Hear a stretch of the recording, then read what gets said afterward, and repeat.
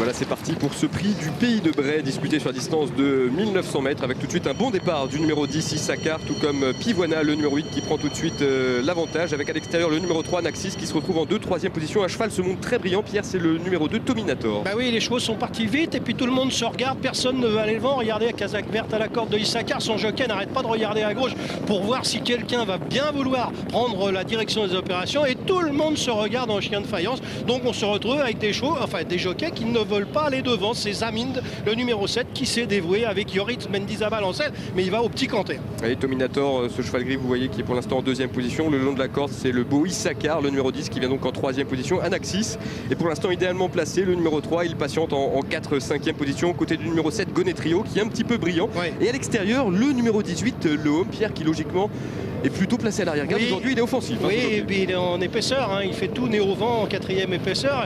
Pour une rentrée, c'est peut-être un petit peu embêtant, mais on a vu que la casaque verte de Gonetrio, Franck Blondel, était obligé de tirer sur son partenaire tellement il était bouillant. Parlons du favori, Kourou Perrotte et Kazakh Beige. Il est pour l'instant 6-7e. Ouais, parcours idéal, parcours idéal, bien placé. Il n'est pas très loin des chevaux de tête. Il n'a pas le nez au vent, il est impeccable. Là, pour l'instant, c'est une casaque beige, c'est un cheval gris. Allez, les chevaux sont dans le tournant final, avec toujours en tête le numéro 2, Dominator, qui a l'avantage. À son extérieur, c'est le numéro 7, Zamine, qui vient en 2e position. 3e place le long de la corde pour le numéro 10, Issachar, qui a une très bonne course, avec le Home, qui vient pour l'instant en 4e position. Le numéro 18 aux côtés du numéro 17, Gonetrio, qui va bientôt être lancé par son partenaire. Pierre, la dernière ligne droite. Et il va falloir, hein, parce que Zamine et le numéro 2, Dominator, mènent depuis le départ. Issachar vient côté corde avec Mystic Joy. Par contre, à l'extérieur, Anaxis vient en roue libre. Hein. Et Anaxis qui vient très facilement. Le numéro 3, il reste environ 200 mètres à parcourir. Et c'est pour l'instant le long de la corde le numéro 10, Issachar, qui a l'avantage. Mais le numéro 3, Anaxis, le dépose maintenant. Il va peut-être remporter une 4e victoire consécutive. Très belle fin de course de Kourou Perrotte. Alors qu'à l'extérieur finit bien aussi le numéro 12, Renania. Mais pas de problème, hein, pour Anaxis, qui s'est véritablement baladé, Pierre. Ah oui, absolument. Il est impressionnant. Il est venu au canter à mi-ligne droite.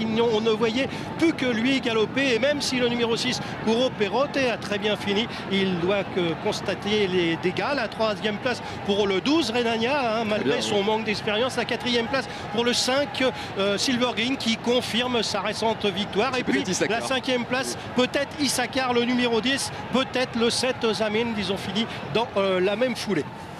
On parlait tout à l'heure de la grande forme de ce numéro 3, Naxis, hein, qui a pu regardez sur ces remporter images vraiment avec une grande facilité cette course une nouvelle fois. Kazakh mauve, toque orange, à mi-ligne droite. Il est venu au petit canter. Regardez, ses adversaires sont déjà battus, et lui, il vient véritablement sans faire d'effort. Et vous voyez, il a eu la même préparation que l'autre représentant de Stéphane Vattel, le Home. Et le Home va finir parmi les derniers. Pourquoi? Parce que le Home, qui est un cheval qui d'habitude attend et finit, aujourd'hui s'est retrouvé nez au vent en 4e position, et il a cédé en fin de parcours.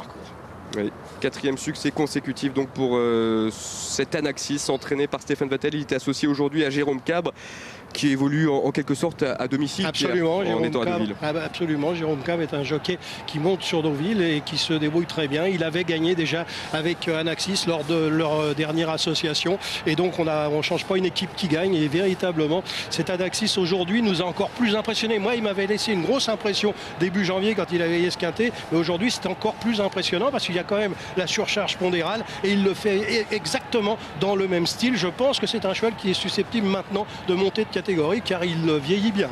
3, 6, 12, 5 photographies pour la 5e place entre les numéros 7 et 10. C'est donc l'arrivée provisoire pour l'instant, Anne. Vincent et Pierre, merci. Demain, on reste au galop, mais on commence le week-end par le prix Teddy à Saint-Cloud, où Carleon Wind, déjà vainqueur d'une course événement l'été dernier à Maison Lafitte, tentera d'effacer son dernier faux pas, hein, messieurs. Oui, un récent échec qui remonte à il y a 5 jours. Carleon Wind a été incapable ce jour-là de refaire du terrain alors qu'il était l'un des favoris. Mais c'était très difficile de refaire du terrain ce jour-là à Saint-Cloud. Il est sans doute capable de remporter une nouvelle fois une course événement, mais il aura besoin d'une course très rythmée, Anne. Eh bien, on verra ça demain. Rendez-vous demain, donc à 15h en direct sur France 3. D'ici là, on vous souhaite